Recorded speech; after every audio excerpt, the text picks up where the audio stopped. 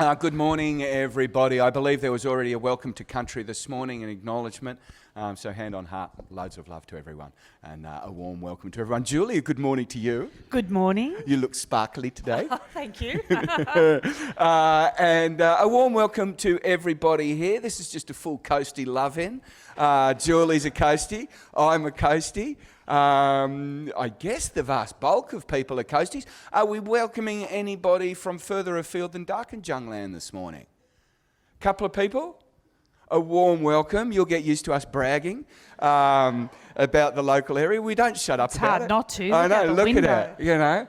And one very bright moderator did remember to pack all of his surfboards. So I've got a car full of surfboards down there, so I'm going to go and hit that as soon as you and I are done.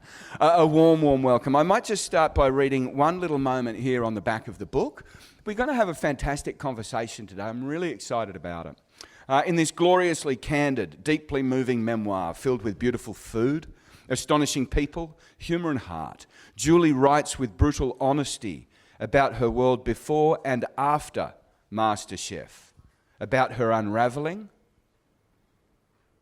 and her quest for healing as she resumes her richly lived life. I've read this autobiography. I can tell you there are all of those things within its pages. Julie, I might start by asking you, why write an autobiography at this time of your life now? What is it about now that empowered you to write this extraordinary book? It's funny. I had somebody ask me not too long ago, how do you write an autobiography when you're not dead yet? Well, I mean, and the other side of that question is fucking madness. How do you write an autobiography when you're dead? Yes, well, yeah, that's right. That's right. Like, so I don't know. Maybe there'll be a part two in the next 50 years or something. I'm not sure. But for me, this book comes now because of a bunch of stuff that I went through, including some mental health issues, like a breakdown, for want of a better terminology. I don't think they use that words anymore, but it's useful to me because it just describes it neatly. And I actually found myself on MasterChef again a couple of years ago, and that came up on air. And it was, the producers gave me a lot of leeway as to whether or not I spoke about it or didn't speak about it, but I kind of thought I had to because I kept crying. So at one point I just said it's been a tough couple of years, and at the very end of that episode, and they had said to me, talk about it, don't talk about it. You can talk about it and we won't put it to air if you decide down the track you don't want it to go to air. At the end of that episode, the interviewer, where we do those sort of face-to-camera interviews, said to me, is there anything you want to say to anyone who's experiencing what you're experiencing? And I said, look, we all walk through depression and anxiety in our own way. I would just say to you, don't give up. That's all that was said, and that's all that was put on air. They put up the lifeline warning at the end of that episode of MasterChef. That's the first time in the history of the show that had ever happened. And the response was overwhelming. So literally overwhelming. I needed social media team from MasterChef to help step in and help me manage my social media channels after that. And that outpouring, and it wasn't just strangers on social media. I had Mick, my hubby, and myself, we had friends that we've known for 30, 40 years come up to us and say, I'm experiencing that. Thank you for speaking about that publicly. And we were shocked. We were just shocked by the number of people, by the volume of people who were saying, thanks for talking about that. Because I kind of thought, it's out there now. We talk about mental health. We see the ads. We see the corporate responsibility around it. And it's out there, so it's fine. But actually, we're still not talking about it. Absolutely. So I thought if that little phrase on that one moment on television could engender that kind of response, maybe we do need to keep doing things to further that conversation. Yeah, wonderful. And I think that's a theme that'll keep coming up over the course of this next hour, is this notion of little conversations, little moments in life that match with all the big things. And so often we think, oh gosh, yeah, mental health, everyone's talking about it. Well, it's on the headlines in the newspaper. It doesn't mean that it's rattling around in the houses of the communities and that people are having those rich conversations. And so we need people like you to be having these conversations so that we can all have them ourselves. Now, the next thing I want to jump into, so thanks a lot for just offering that up and giving us a sense of where you're at. Yep. Oh, hang on a minute. Sorry, don't give up, and now you're a Beyond Blue ambassador. Gee, watch out, Julie, because you're busy already. Yes, I am. I am. So now what I wanted to do, I just wanted to start with a reading. I want to take you to a time in Julie and Mick's life. This is Mick over here, and he's going to hate this. After reading this, Mick is now my hero in terms of the sort of fella he is. Now, but what's interesting, and I hate to sort of, I know you're a more private sort of fella, but this particular moment, but you're stuffed because I'm an oversharer, and here we are. So this particular moment, I'll pass this to you. Okay. So if you could read that. Now, let me put you in the scene. Mick and Julie, they met when they were 19 years old. They got married a couple of years after. So it was young love, teenage love. And here they are still. They then moved from the northern suburbs of Sydney up here to the Central Coast. They'd been living here about 10, 12 years at the time this part of the story starts. They've got a small business going. It's on the build, but as with all these things with small businesses, it requires both Mick and Julie to be working 12, 15-hour days just to keep it going. They've got their lives overlapping like that, so Julie can get up, get the office started early while Mick's getting the kids up and out to school. And then Julie can come home early while Mick's working late, so they can cover all ends of the business. So they're a young family getting it going. They've got a block that they've bought, very excited about it, and it had the most hideous house on it. It's getting knocked down over there, and they're living in this tough cottage space with no real proper cooking facilities, no real proper kitchen, and they've been living there for almost 2 years. They've got 3 kids, aged 10 to 12, I think, 7, 8 and 9. Ages 7, 8 and 9. This is all going on. Mick's beautiful mum was diagnosed with lymphoma couple of years before. They thought she was through the worst of it. A virus has then come.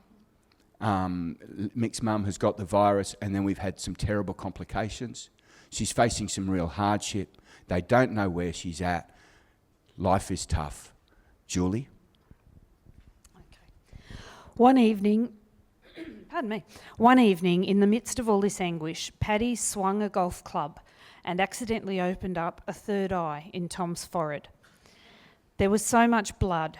Mick bundled Tom into the car to go and get stitches. I settled Paddy, who was distraught. I went outside and stood in the glow of the setting sun on the pitiful veranda of our shitty little cottage. The sky was magnificent, spectacular, a Cecil B. DeMille-worthy riot of glorious colour. It offended me to the core of my being. How dare you, God, how dare you put on such a boastful show?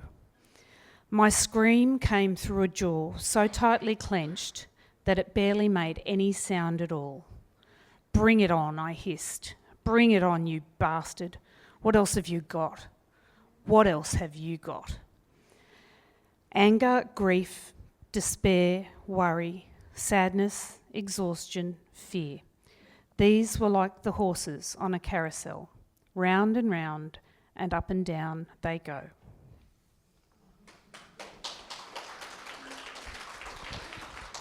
So, just immediately the words. It's so beautifully written. This autobiography is detailed. It's personal. It's well weighted.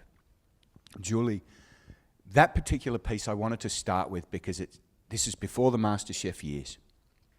And this is, what did it cost for you to say that to your God?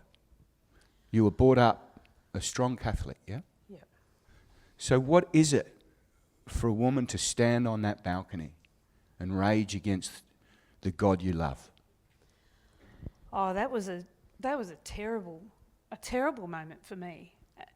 But I was so angry, I just felt like, a lifetime of trying hard to be a good person and to live a faith that I'd been raised in and to raise my family the right way and do all the right things, and yet just one thing after another was was falling. And, you know, I've never been the kind of person who sort of mopes around and lists all the hardships in life. So I just kept saying, but we've still got our health, you know, we've still got, and I just kept trying to put a good face on everything and put a good face on it, but there was just no, you know, good faces left. And even my son's face got smashed in with a golf club, and that was just, that was the straw. All that blood, I'll never forget, he came running into me, and I just grabbed him and held him here like this because he was screaming. And when I pulled his head away from me, there was just blood flying out of his forehead. I was covered in it. And I just started screaming Mick's name, you know, and it was just it. That was it. And then I went outside and there was a bloody sunset. Like, what the hell is that supposed to be? Am I meant to be impressed by that? So it was a moment. It was a moment. And what I love about that moment is that it's so local, and yet it's operatic in its nature. There's a woman on the back porch railing against a god, and in that moment presumably feeling utterly powerless. Abandoned. Abandoned. Feeling abandoned. So I just wanted to start there because I think that speaks to so many of our own moments. Now, we get through that moment, you pull the family together, and it was shortly thereafter that you thought, right. And then what did you go and do? You went and auditioned for MasterChef, didn't you? So that's a nice way to bring calm to your life. Well, to be fair, I didn't know what it was going to be. Yeah. Have you ever watched the UK one? It's a very civilised little show, you know. Oh, well, they're a civilised country. They sure are. Yes, no, we're, of course, the convicts. Yeah, so our version was wild compared to theirs, but nobody knew that Absolutely. was going to happen. So, look, I do want to cover off on some of the masters, and we will jump around a bit and things like that because we've got some great stuff to get to. There's some meat on the bones, but there's also a lot of things. So I do want to just unpack the MasterChef response to that particular where your family was at. And there's just one part that I really loved. The day of the audition for MasterChef, you're going through or you get the thing. Now, there was also something else very special happening on the morning of that audition, wasn't there? Yeah. So tell me about that moment and how you came to then ultimately say, yes, I will audition. Because for a moment, Julie was not going to do it at all. What was the moment? Well, I got the phone call. I'd put in the application, which is a really long form online, and I got the phone call to say we're auditioning on this date in Darling Harbour. And I was in my office at my computer and I said, oh, okay. And I looked up the date and I saw that it was my son Joe, my oldest son's first day of high school. And I said, oh, I'm not sure I can do that day. It's going to be my son's first day of high school. So can I do a different day? And she sort of went, no, that's the day. and so I said, well, I'll have to talk it over with my family and I'll call you back. And so I went home and I said to Joey, and he's a boy who has some anxiety, has a couple of things going on himself. And I said to him, listen, love, I've been invited to audition for this cooking competition, but it's on your first day of high school, and I think. I think I'm going to say, I think I really should be there. I think I'd like to walk you in, make sure you know where you're going and where everything's at. And he just looked at me and he goes, I'm begging you, Mum. Go to the audition. So that's where I went. Yeah. And there is a theme that'll run through this hour. Every time Julie turned to her family for support, for advice, for whatever it was that she was needing from Mick and the three boys, their capacity to say and do the right thing in a beautiful and surprising way is one of the most delightful and joyful elements of this autobiography. It really is, and it's a credit to you and your family. Thank you. So you've said, yes, I'll go. As we know, history has. She auditioned quite well, and she got through. And then she's on the show, and there's just this little bit, and I'll read the bit because I just want you to take us there. Because a lot of, well, here we are. We felt so there's this funny little bit, you know, with the judges, and they do that. Oh, well, who's going to go? Oh, this is a terrible. Good thing you've done, you know, make me vomit now. So they've done this thing. Matt then said, let's continue with this ugly elimination process. Julie, please step forward. Oh, God, I thought I'm done, she says. Julie, he continued, Greg's got something to say to you. Bah, bah, bah, bah, bah. Flash cut to Greg. We felt you were the standout chef today. Oh, Lord, dearie me. Oh, what a surprise.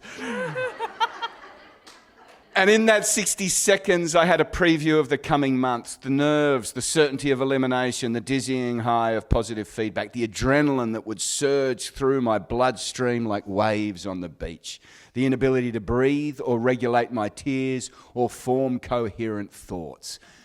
Julie, take us to that place. You're on national television. We're watching you thinking, oh, well, she's got to have some semblance of control. She's doing this and that. What is it like as a suburban mother of three going from cooking roasts at home to having these three Muppets with heaps of cameras on you? Talk to us about the physiological process to the detail. I didn't know. I remember thinking sometimes, I didn't know a person could be this nervous and not faint. I thought, where's the relief of just passing out on the floor? And, I mean, to be fair, I thought that about childbirth as well. So why can't I just pass out right now? But it's really intense. It's really intense. I mean, what I know now is that I was probably struggling with anxiety then as well. And some of the others seem to be having fun, and I never understood that. I'm like, what? Why are they laughing? This isn't funny. So on the day of a thing, tell me, when you wake up, butterflies in the, you know that feeling 100%. Like if I'm nervous about something and you know it's going to be a tough old day, if you wake up and go, oh, that's not a nice feeling. Yeah. Is it that? Constant. So I was gone from home for nearly 5 months, and I didn't sleep properly in the whole time. My heart was thundering the whole time. You live on adrenaline, and it actually takes a really long time when you get out of that situation for that adrenaline to ebb out of your system and for things to return to normal. My guts weren't right. It was very, very intense, and every minute you didn't know where you were going to be taken. They didn't tell us on season 1. It's changed a bit. They didn't tell us what time we had to get up in the morning until we were going to bed at night. We didn't know where we'd be the next day, what the challenge would be. We didn't know, you know. And what network is this again? This is Channel 10? Lucky it wasn't Channel 7, eh? Well, or 9, or any of them. So this is the trick, isn't it? With these, see, I read what they put you through. 3 months, they take the phone away. How many minutes a week were you allowed to speak to the family in that first season?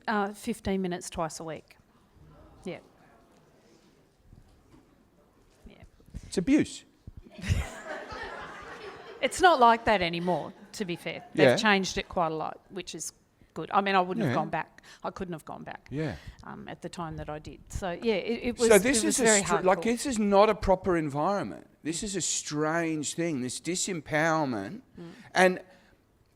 And did you feel like a pawn in that way? Oh, kind of, yeah. There were, like, I wouldn't have changed a thing about it because I actually think that I got as far through as I did because I could deal with some of the deprivations and stuff because I'm a mum. I'm used to not sleeping very well, and I'm used to, you know, not eating at regular times and all that sort of stuff. So, you know, I'm kind of, I wouldn't argue with the way it happened because I quite like the outcome. But it was a very, very strange situation, and all of us being away from our families and not allowed to. But the other thing that they did in season 1 was if your team lost a challenge, we had to vote each other off. So it was a bit like Survivor. There were alliances, and that carried over into our home. And they were in one big house. Imagine 20 of these maddies. Yes, in one house together. That was interesting too. It's like going on school camp, but you're all grown up. So just then to wrap that moment up, so you've got these feelings of extraordinary anxiety, like physically, the heart's beating, the breath's going. Did the brain stop functioning at certain points? Oh, over and over again. It was. There were times where I'd just be blank. You know, I remember sitting outside that kitchen, just thinking, I can't think of a single thing that I know how to cook. Not one thing. And then you lift the lid on the mystery box and you go, oh, well, I can do that. You know, but I had to get a handle on that and then the judges would come around and go, oh, really? That's what you're doing? And no, that's not what I'm doing. And then you completely ruin your own dish because that you were questioned. And so I had to go through quite a lot of mental gymnastics to get to a point where it's like I've got to make a quick decision, I've got to trust myself, and I've got to smile and nod when the judges come past and then go back to what I was doing. You know, it's so there was a lot of sort of learning that had to happen. And during that such extraordinary period, I can understand learning happening after the event, but during that time, and I guess for everyone here, we all have these moments where we would like to be a little bit more in control of our bodies and our facilities. What were some of the little tricks that you learnt that might help anybody with this anxiety bit? Yep. That might help get through those moments and turn fear into exhilaration, like you seem to be able to do? Some of the things I learnt. So I got to a point where I'm like, if I don't get a handle on these nerves, I'm gone from here. This is a disaster, like unmitigated. I've never cooked this badly in my whole life. And so some of the things I did was I read some books and stuff. Malcolm Gladwell's book called Blink is a fantastic book, and it's all about how your very first response to something is almost 100% of the time the correct response. So if you're ever watching, $1 Million Hot Seat, if you think you know the answer straight away as soon as they come up, that's probably the answer. That's your blink. So whatever happens. So I decided to adopt that philosophy when I cooked. So the minute I found out what the key ingredient was, whatever flashed into my head, because it comes from millions... Did you ever get it badly wrong, though? Probably. But, it comes from millions of pieces of information that are all floating around back here that you're not consciously aware of. So that really helped me. But also I did some work on my breathing and did some of the stuff that I now know to be cognitive behaviour therapy. I didn't know what it was then. I just thought, I've got to calm the fuck down, which is cognitive behaviour therapy in a nutshell. That's CTFD. Yeah. That's right, I might coin that and, write a book about it. CTFD Julie therapy. Goodwin, CTFD. Yeah, man, we'll have weekend workshops and walk over fire pits together. Meditations, Yeah. So I learned a few of those regulatory things, and I think the culmination of that was before the very last challenge, on the very last day, and they parked us outside in vans for, it had to be well over an hour, and just the young bloke in the driver's seat said, do you want some music? And I said, okay. And he put on opera, and there was a blue sky, and I just sat there and I slowed everything right down to the speed of this opera. I breathed slow, and I breathed in the sky, and I breathed it back out again, and I visualised all the things I wanted to happen in the coming hours, and I just walked into that kitchen with all of that calm inside me and did the job that needed to be done. You got it done, girl. Yeah, but I'm really grateful to that young boy. No, opera. Who's this young boy?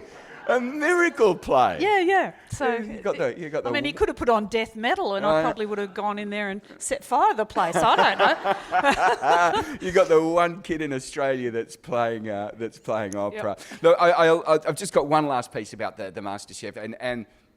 The MasterChef elements throughout the book are utterly compelling. Obviously, I was drawn to all of the story, and we'll get to some of that now. But for those of you that love MasterChef, you'll get right into this. But for those of you that aren't aware of what was going on, the insights into it, and some of that moment you had before was like they take the phone, 15 minutes, that sort of control. It's quite fascinating and an interesting insight into network television during that period of time. So there'll be some learnings there that will surprise you. I have no doubt. There's one last thing that before we leave the MasterChef stuff alone, because again, it goes to that family piece. There was a moment where you were allowed away during that first season, and you were allowed, I think they were very generous with the contestants and gave them something like 18 hours to go home. Or they were allowed to go, they were allowed to leave on, let's call it the 13th of March. So at 12:01 a.m, old mate arrives with his car, and they get her out there on the tick of midnight, so they drive home and wake up at home. Yep, it was for Mother's Day. So I'd campaigned to be allowed out for Mother's Day. That's right. Yes. That's right. And they said, all right. And they said it wasn't fair because there's only a couple of mothers in here. And I'm like, but everyone in here has a mother. And we all want to see her. So they let us go and, they said, you've got to be back by 9 p.m. And I said, how early can we leave? And they said, we don't care as long as you don't wake up the house coordinator. And so Mick said, I'll be there. I'll be there. So I had to sneak out of the house with my shoes in my hand like a naughty teenager. I was 38. And he took me home. And so we had this beautiful Mother's Day. But then when we went back, so we had to be back by 9 p.m. And it was the most beautiful day. I got to wake up in my own bed. My boys, we were all, and at this point they were in years 5, 6 and 7. So they were 10, 12 and 13. And we just were like glued to each other for the whole day. And so they came back down to Sydney, and we were standing outside this house, which was a mansion on Darling Point, and the doors were there and we were all just hugging, and it was like 9:50. We were all crying, and I looked at the doors and I just turned to Mick and I said, take me home. And he said, like, what? And, he'd been missing me so much, and he would have loved nothing more than for us to get back in that van and go home. And if he'd done that, that's what I would have done. I just said, I can't go back through those doors. I just can't keep doing this. And he said, I would love nothing more than for you to be at home with me. But in the meantime, just go back in there and let's finish what we started. And, he would have loved me to come home. Yeah. That's just, again, another one of those lovely moments where that family unit is so extraordinary. And in those quiet moments where we might in that instant want something slightly different, but we urge each other on to something better or something unknown, a surprise. Remember, at that point, we didn't know what MasterChef was going to be. We didn't know it was going to be a juggernaut. We didn't know she was going to win. They knew nothing other than it was causing them pain. But as a family together, they thought, let's give this a crack. And so that was a beautiful moment that I thought, that was the moment that Julie would have just stopped, gone back, and that would have been that if it wasn't for a loved one saying, no, I think we've got a bit more. All right, let's leave that MasterChef there, and let's jump back a little bit in time, Julie, because there's this extraordinary thing that I find going on in your life. And I'm just going to burst the bubble on it right now, because right the way through, we know you've been through these struggles with depression, mental health, an ambassador for Beyond Blue. You've been through these great difficulties. As somebody, and again, for transparency, I've been very lucky in my life with mental health, so I can't begin to imagine what it is that you've gone through. But so much of your life has these highs and lows, these ups and downs. And from somebody outside that bubble, it's easy to look at it and think, oh gosh, well, you must have been a bit blue the whole time. Or when you're laughing, are you lying to us? Little questions like that pop up. And so the great question I've got here is high school, right? You're the school captain. School captain of Hornsby Girls, right? You're a can-do girl. You're super competitive. You get everything done. You're bright and sparky and perky. Yep. In the centre of everything, would you say? Oh, yeah. Yep. So we've got that image of a Year 12 girl. 1 year later, first year at university, describe yourself. I was a shadow. I didn't speak. I was in zero extracurricular activities. I didn't have any friends. I didn't study. I didn't attend half the time. I was utterly changed. That's a diametrically opposed position from one year to the next inside that same woman. Looking back, would you say you were depressed in that first year of university? I would, looking back. And let's go to say, and right through the thing, why did you not allow yourself to even go there? You are fierce in the first parts of this book. Do not say depression to me. Yep. Why? My upbringing, and I think perhaps it's generational. But I had a nan who lived through the Depression and raised her kids in the war, and we're taught to be grateful always, and to count blessings always, and to look on the bright side, and to keep our chin up, and to soldier on, and to be stoic and resilient and reliable, and all. I mean, does that sound familiar?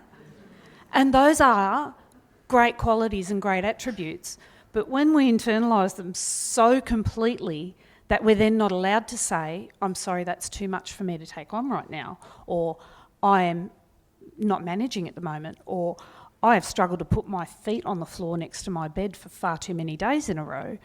We've got to be allowed to say that too. We've got to be allowed to say it. But I think we're also wrapped up in the idea that we're so lucky. Look where we are.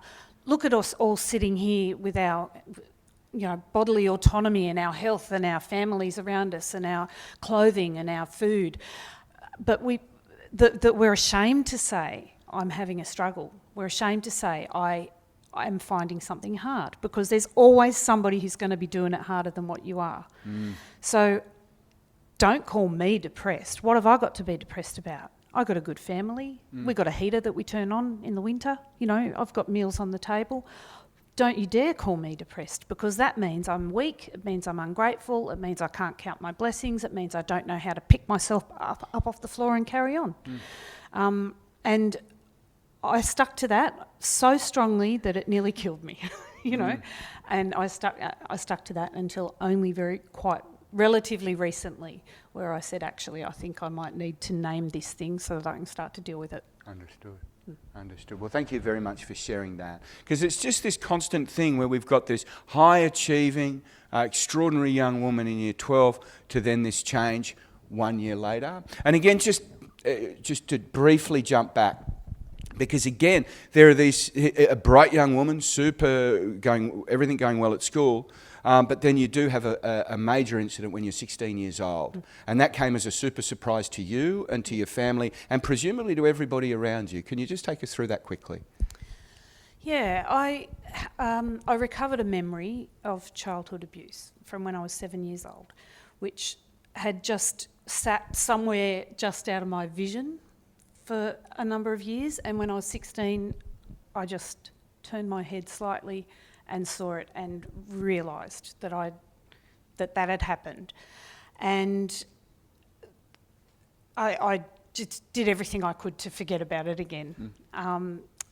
Within a year of remembering that. And the only reason that's in the book is if there's anyone else who's dealing with an unprocessed trauma, I would urge you to deal with it. And this is the reason I mention it, and we touch on it lightly now, because it is one of those things that always goes unmentioned, always goes, and just to bring it to the room lightly, acknowledge that its presence, acknowledge its ricochet through Julie's life, but acknowledging too that none of that defines Julie, and yet it has set some parameters for your life. So I just wanted to touch on that now, because we're going to see then where it flings her and the joys that come from these other areas of her life. But I just wanted to mention that now. So at 16, you had this incident then.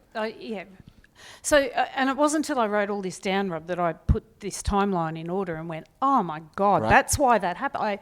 I gained an understanding as to why things happened. So remembered that at 16, within a year, I had made an attempt on my life, and that happened in year 12. And I didn't know where that came from until I wrote this book. I did not know, and I never understood it, and my parents were shocked as hell, and nobody else was shocked because nobody else ever found out. Not my friends at school, not my best friend. It was comprehensively swept under under the rug. And that was done to protect my reputation, to protect me, so that, because that was a shameful thing to do. And yeah, I guess nobody understood why it happened, including myself, up until I wrote it all down and went, oh my God, look at that timeline. And then, I finished my HSC, and then I went off to university and then fell apart. And then fell apart. And so, and thank you for that, and thank you for for writing the various things, because this is so much of our lives. We cruise through, we can have a gorgeous day, we can have a wonderful time with friends, but there can be a shadow lurking. And so often it feels difficult to kind of take both of those moments and harness them inside one life. But of course we all do every day, and it can lead to strange moments. Julie, there's a big thing that I had no idea about in your life, which is that you're a singer. You're musically gifted. And so after dropping out of university, then there was the rebuild period, wasn't there? And you found some extraordinary jobs going through there. Yeah. Now, one of those was singing, and you toured around Europe. Yeah. So young Julie Goodwin, 20 years old, talk to me about the band, talk to me about the musical oeuvre.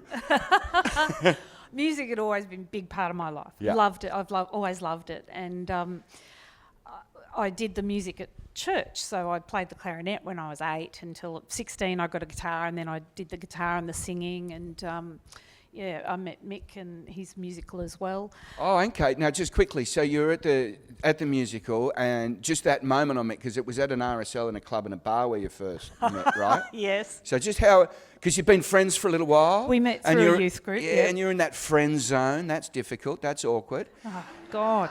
He's so slow on the uptake. I know. I know. I had the hots for him for such a long time. And why wouldn't you? Look at him. He's a handsome rooster. He's I was only human. just flesh and blood. That's right. But then the night happened. So tell me, how did old mate transition from friend to something more? He's shaking his head. So we used to go to the Celebrations nightclub at Hornsby RSL on a Friday night. They had dollar drinks. It was free entry before 9 p.m. So that was our hang. And we'd all sit around the table and chat and occasionally dance and so forth. Well, on this particular night, it just needed a bit of a stretch. And then it was... And I'm just like, don't move, don't breathe, don't move, don't breathe. Oh my God. The old yawn trick. So his mates still give him the hardest time about it. Old mate hit the yawn move. It was 35 years ago, so it worked. So you can't... How great is that? These two met when you met when you were 18 years old. The yawn was his 19th birthday. Boom. Yeah. Boom. All right, so we've got Mick in tow. So this is the interesting thing. So you started seeing Mick, but now you're touring around Europe so talk to me about that music again. So I landed a job with a lady called Monica Brown. Now, she was a singer-songwriter for children predominantly, and if you're of my era or older, you might remember there was an ad on TV, a community service announcement. It was called Hello My God, little kids singing. Hello, my God. Oh, sing it all. No, that's Monica's part. I was her backing vocalist. And so she employed me, and I went out and I did retreats and workshops in primary schools and high schools and with infants, children. And she did a 10-week tour, and it was the UK, USA, Canada, and I was her backing vocalist. So I got to go around, and it was something else. Like a doo-wop girl? Kind of like a doo-wop girl, but, of the Christian variety. And, yeah. But we went into these schools, like, I'll never forget, one of the schools in Ireland, there was 1,000, preschool-aged children, kindergarten children there, in this massive hall, and we walked in and her music starts. She's an Australian, like an excommunicated nun from Australia. She starts singing, and this whole hall of these little Irish kids start singing, hello, my God, and it was just beautiful. It was really beautiful. So, it was like really low-key rock star. Yeah, but there was puppetry involved. It wasn't really as cool as what I'm making it sound. Yeah. No, but it's an interesting thing, because remembering this is off the back of that dip first and dropped out midway through the second year of university. So this is a rebuild. Yeah. In a sense. And tell me, just with regards to those nerves, did you have nerves singing while you're up there, that anxiety? I can't quite remember. I remember I would have nerves when I would go into a school as a team leader and be the person responsible for everything. When I sort of broke away from, she'd go and do one school over there, I'd go do another school over there. I found that quite nerve-wracking. And then we moved into high schools. Holy crap, that's something else. A room full of year 10 boys looking at you like this. They're tough nuts to crack. Just arriving there, tell them to love Jesus. Well, we started with music, always with music. I played the bass guitar. My partner played the lead guitar. We had a drum machine. We'd go in there and play Lenny Kravitz, and by the end of it, the two boys would be like that. Girls, of course, straight on their feet and swinging their jumpers around their heads within 10 seconds. Boys, by lunchtime, we'd have them warmed up. Oh, yeah. Good on you. Good on you. Now, look, I've just had a look at the clock. Crazy. So I'm just going to do a quick whoosh-ka-doo to give you a sense of the output of Julie Goodwin, like how hard she works. This is the one thing I came away, or not the one thing, one of the things I came away with was this extraordinary work ethic, to your detriment on a number of occasions. But what I want to do is just give you this sense of soup, far going across, and then throw to the audience for some questions so that we've got a chance for you. We've still got 20 minutes. We're trying to carve out lots of time for those great questions. But I want to give you, for those of you that don't know Julie particularly well or have read the book yet. So, after MasterChef, I'm going to be missing things out. So she wins MasterChef. The finale of MasterChef, I think, was something like 3.6 million. We haven't seen numbers we certainly don't see numbers like that today in the fragmented society. So it was that kind of last of the big water cooler moments where on that night, every single person around Australia had basically watched the MasterChef final, and we had this extraordinary new woman in our lives. So off the back of that, we're looking at crisscrossing the country with all sorts of endorsements, all sorts of products wanting to come. And why wouldn't you want this extraordinary woman to be part of your product? So getting all of those things. Over the years, then she's then published 7 cookbooks. At the time also, she was Australian Women's Weekly food editor, having to punch out 7 recipes a month for that publication, and then go and get them all photographed and make sure they're all working. While this is going on, she takes on the breakfast radio, which is the most grueling thing. Friends of mine that I know that do that and only that are basket cases. She's waking up at 4 a.m, on radio at 6, off at 9, out the doors at 9:30, over to Julie's kitchen, where she set up the commercial kitchen over there in Gosford, which is running an extraordinary number of programs for all different sorts of people, different sort of things. One of them, of course, being helping young kids give them skills. Just for life stuff. So she's got that whole business running along as well. Cookbooks and all of these things. Of course, the family's still going. Mick's still got the business running. They've still got the 3 kids going. It is absolutely going crazy. It is non-stop. We're looking at 18-hour days. And this for a woman whose main connection is to make sure she's there for the husband, make sure she's there for the kids. And the greatest strength of power she's got is from the family and friends that she's got from her local community, all of which need to take a back seat for these other strange things. All of this for a suburban mum who is suddenly the number 1 ticket holder at the Mariners in virtue of all of these other things she's got going. Booyah! And we've buried the lead. Mariners with a huge win just recently. So I just mention all of that to get a sense of what her life was like. Who's got a question for Julie? Hand straight up just there, and we'll race a microphone over to you, madam.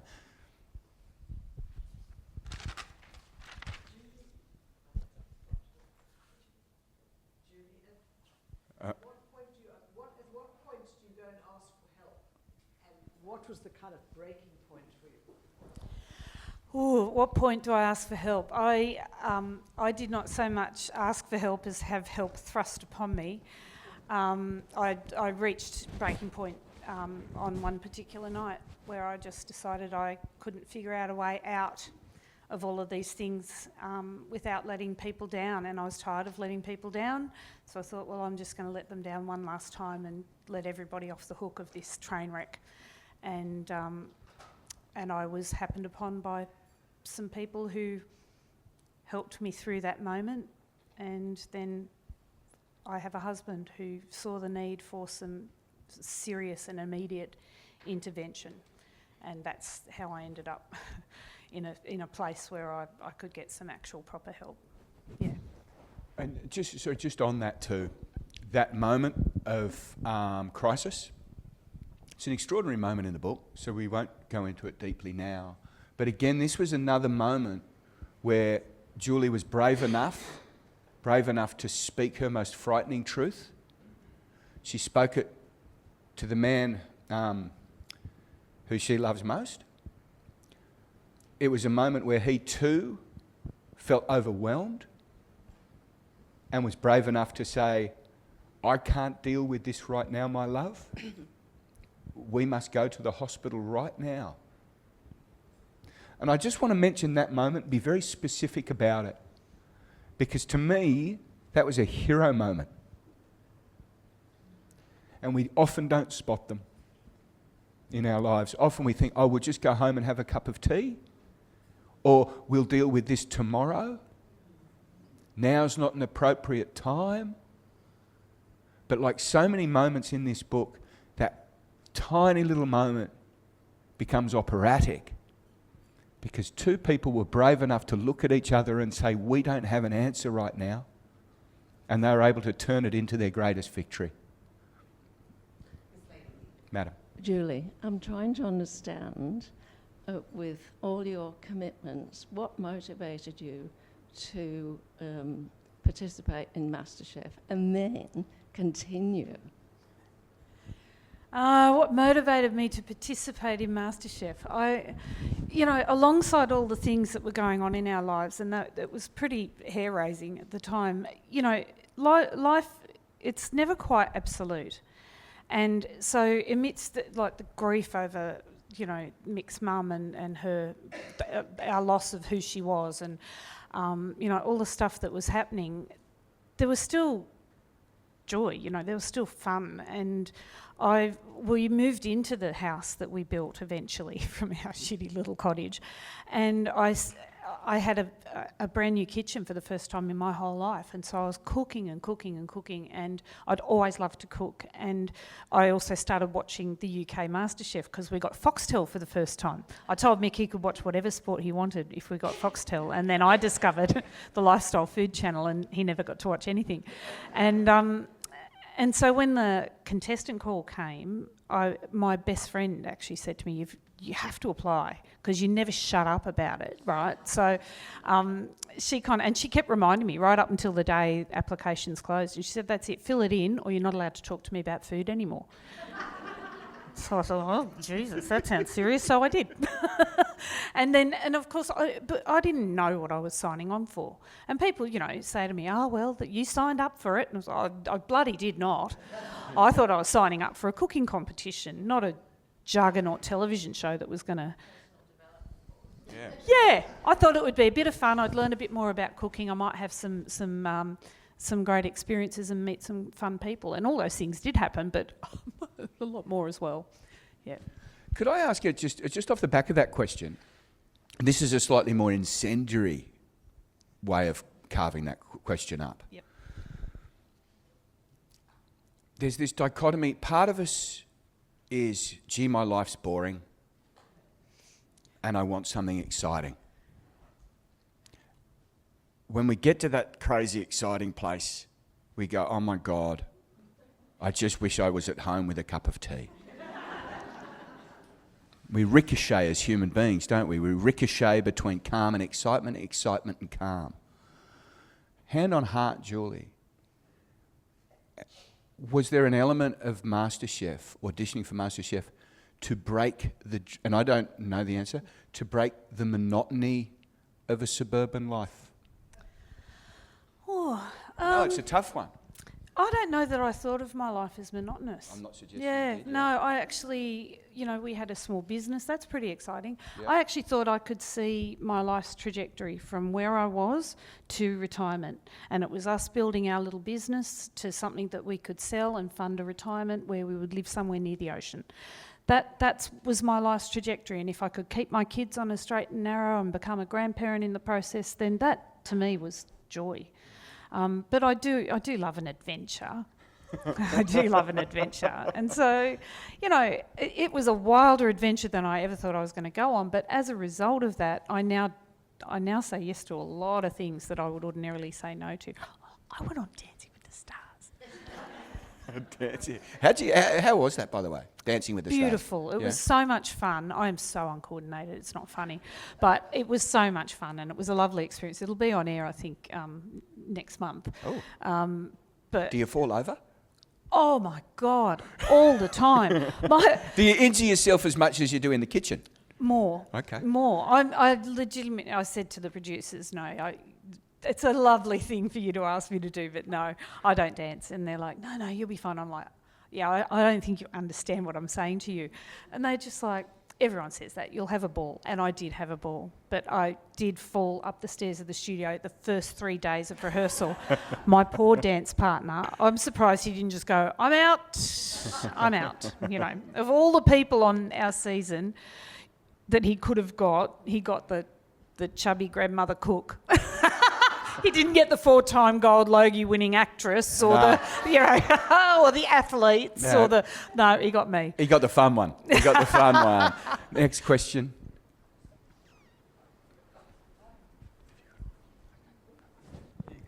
Hi Julie, how are you? I was curious if you discussed your mental health with your sons, and if you did, how so? I guess as parents we always want to open dialogue around mental health with our kids, so any advice you have?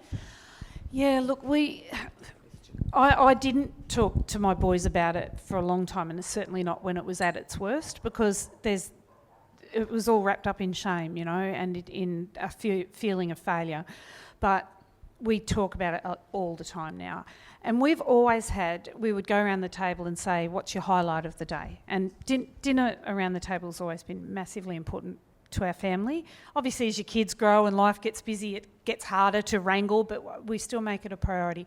And it was always, what's the highlight of your day? And the reason that was the question was because I wanted to hear the good bits. I wanted them to focus on the good bits, because, you don't want kids who are always focusing on the hard stuff, and those people are draining to be around and blah, blah, blah.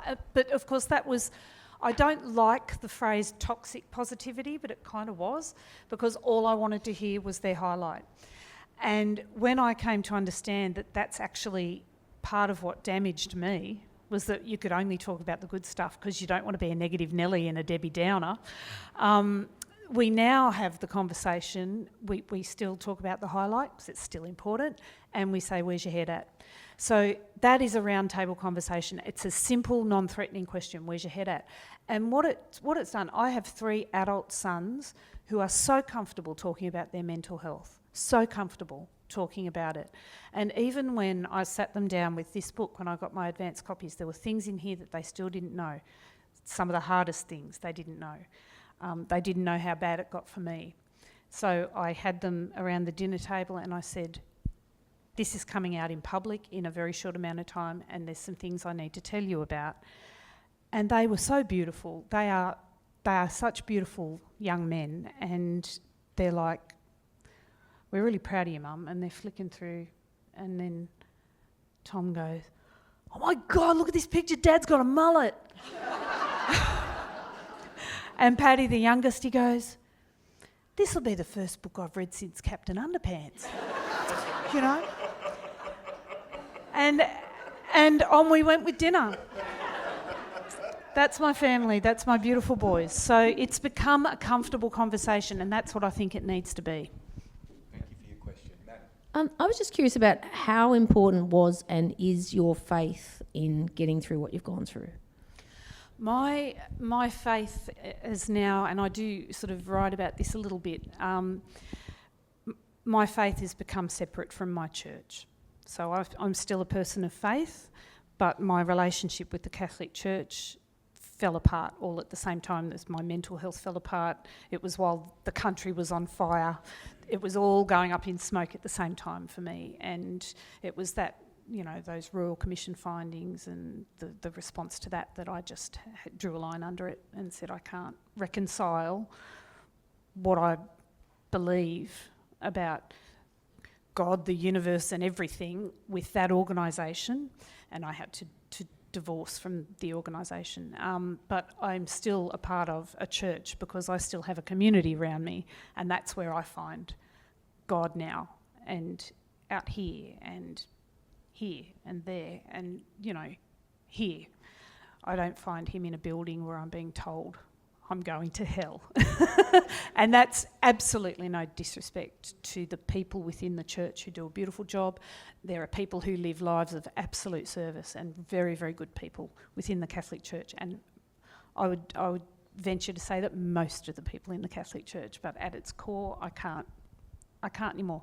So my faith is crucial to who I am. It's a big part of who I am. But I just choose to exercise it, to practice it in a different way to what I used to. Thank you. Thank you for your question. We've got time for one more question.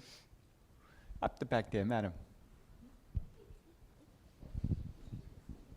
Julie, I wonder if you can talk about your process in writing this book. You heard Nat yesterday say 2.5 weeks, punch it out. Curious to hear how that works for you.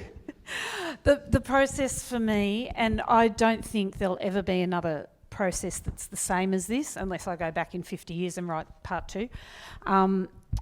But even then, I don't think it'll be the same because I had to dig pretty deep for this.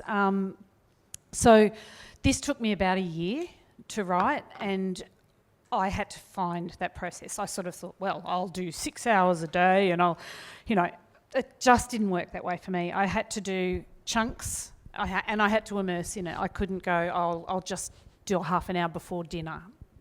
No.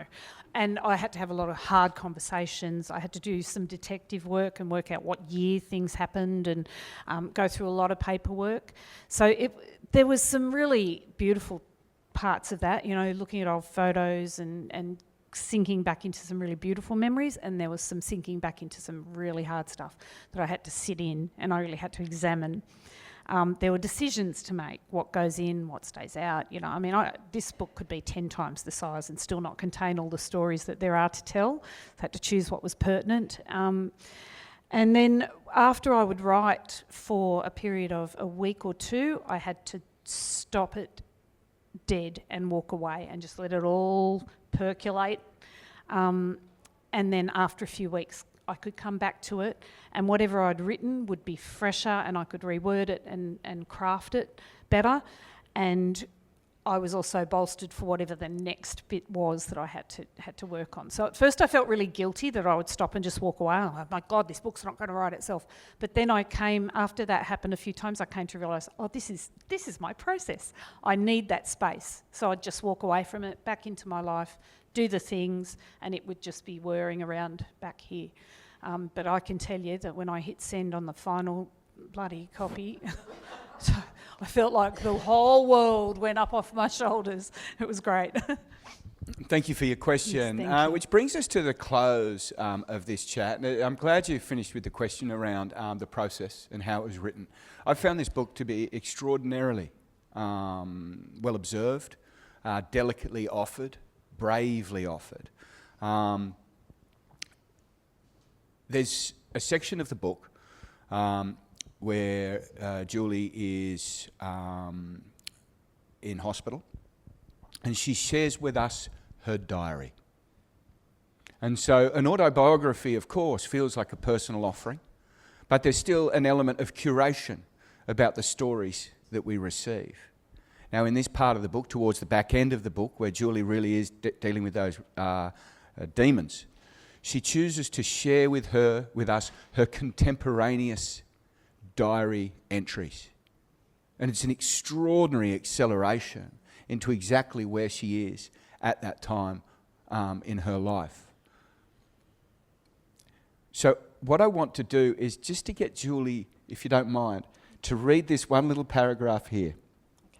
And the reason, to me, this captures all these last little threads of the conversation we've just had. How do we have conversations with our kids? Well, we talk about the good stuff, but we talk about the real stuff as well. We've also talked about that notion of finding the extraordinary through the ordinary, finding the operatic through the local, and finding the joy and the light through those periods of darkness. And I think this one little paragraph sums up all of that. Julie. Mick comes tonight too, after work. We eat dinner at 5, turkey with mash and gravy. I have to stock up on Jats crackers and cheese so I can have another dinner at real dinner time. They're trying to get me to join groups, but today's group was preparing for discharge and I'm not being discharged. Tomorrow's is managing anger, but I don't have any fucking anger issues, so they can shove that right up their arse.